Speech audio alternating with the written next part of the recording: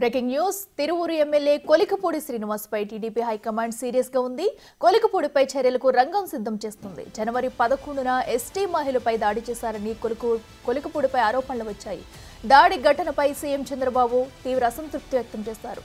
క్రమశిక్షణ కమిటీ నివేదిక ఆధారంగా కొలికపూడిపై చర్యలు తీసుకున్నారు. ఇవాళ 11 గంటలకు క్రమశిక్షణ కమిటీ ముందు కొలికపూడి హాజరు కానున్నారు.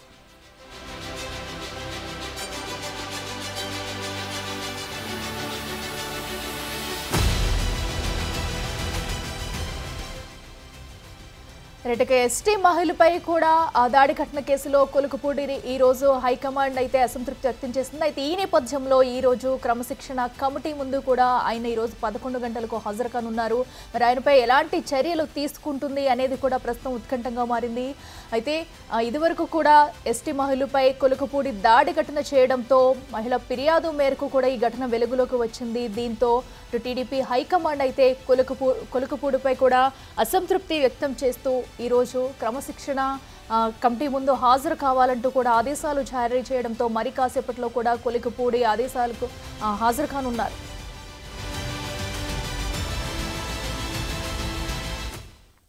ఇదే అంశానికి సంబంధించి మరింత సమాచారం మా ప్రతినిధి శివ లైవ్ లో అందిస్తారు. శివ, చెప్పండి, మరి కాసేపట్లో కూడా క్రమశిక్షణ కమిటీ ముందు కొలికపూడి హాజరు కానున్నారు. మరి ఎలాంటి చర్యలు తీసుకోబోతుంది హైకమాండ్, డీటెయిల్స్ ఏంటి? అట్లా మొత్తం మీద చూసుకుంటే తిరువూరు ఎమ్మెల్యే కొలికపూడి శ్రీనివాస్ వివాదాస్పదానికి కేంద్రంగా మారిపోయారు. ఎప్పుడు ఏ వివాదానికి ఆయన చుట్టుకుంటుందో తెలియట్లా. 7 నెలల ఎమ్మెల్యే పదవి కాలంలో అనేక వివాదాలు, అనేక విమర్శలు, అనేక ఆందోళనలతో తిరువూరు నియోజకవర్గం మారుమోగిపోతుంది.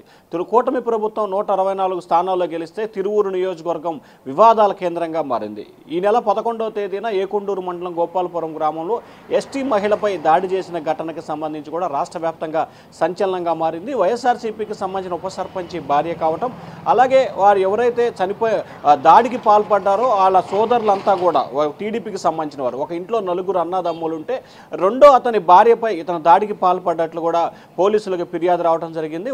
ఈ సర్పంచ్, ఉప సర్పంచ్కి సంబంధించిన వైఎస్ఆర్సీపీ నేతలు మిగిలిన 3 కూడా టీడీపీకి సంబంధించిన వారు కావడంతో పూర్తి స్థల వివాదం ముగిసింది. అయితే ఒక భూ వివాదానికి సంబంధించి కూడా కొలికపూడి శ్రీనివాస్ వద్దకి పంచాయతీ వచ్చిన క్రమంలోనే ఆయన విచక్షణ రహితంగా కూడా దాడికి పాల్పడుతూ తిట్టారని చెప్పి కూడా ఆ మహిళ ఫిర్యాదు చేయటం, తద్వారా ఆమె ఆత్మహత్యాయత్నానికి కూడా పాల్పడింది. ప్రస్తుతం ఆమె విజయవాడ ఒక ప్రైవేట్ హాస్పిటల్లో కూడా చికిత్స పొందుతుంది. అయితే ఈ దాడి పట్ల వైఎస్ఆర్సీపీ నేతలు తీవ్రస్థాయిలో ఆగ్రహం వ్యక్తం చేస్తూ కూడా ఎవరైతే బాధితురాలను కూడా పరామర్శించి వైఎస్ఆర్సీపీ అండగా ఉంటుందని చెప్పి కూడా ధైర్యం, భరోసా కలిగించే ప్రయత్నం చేశారు.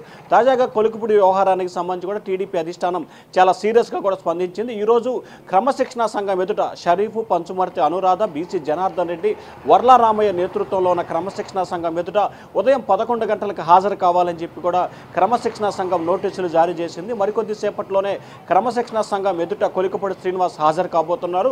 ఆయన వివరణ పట్ల క్రమశిక్షణ సంఘం సంతృప్తి వ్యక్తం చేస్తే సరాసరి, లేకపోతే మాత్రం ఆయనపై చర్యలు తీసుకునే అవకాశం కనిపిస్తోంది. ఇప్పటికే కొలికపూడి శ్రీనివాస్ వ్యవహారంపై ముఖ్యమంత్రి చంద్రబాబు స్వయంగా పిలిపించి ఒక హెచ్చరికగా జారీ చేశారు.